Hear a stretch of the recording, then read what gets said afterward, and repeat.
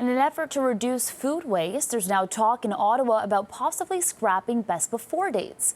Joining us now with more on this story is Sylvain Charlebois, the director of the Agri-Food Analytics Lab at Dalhousie University. Sylvain, thank you for joining us this morning. Let's start off by talking a little bit more about what this would entail, getting rid of best before dates.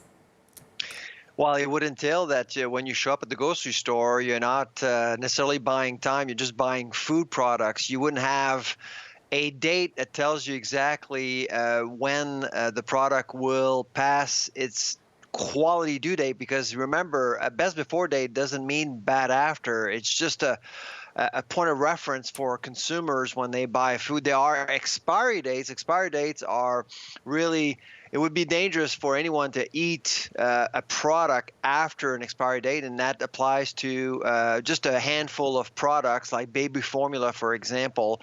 But best before dates are basically everywhere, and without them, a lot of Canadians would be a little confused. In fact, only 27% of Canadians, according to our latest survey, would be inclined to see best before dates disappear.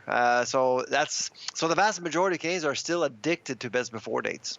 So maybe talk to me a little bit, if they're not technically required on most food items, why they've been put in place for so long and what the benefit could be of removing them.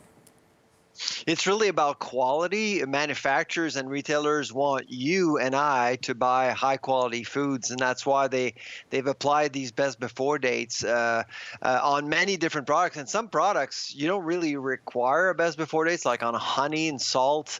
The use of best before dates has become a little ridiculous and perhaps even abusive, but we're now hardwired to look for these dates after several years seeing this practice.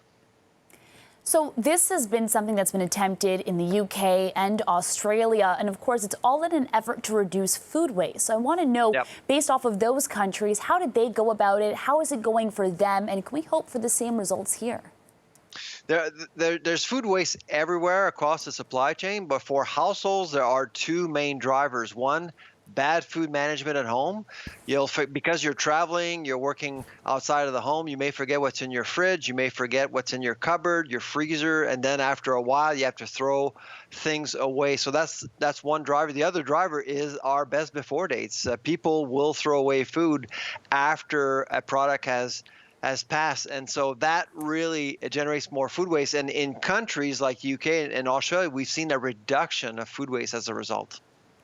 So I guess it's now a habit of people learning how to really tell for themselves if the food that's being sold to them are good enough, something that we'll all have to learn.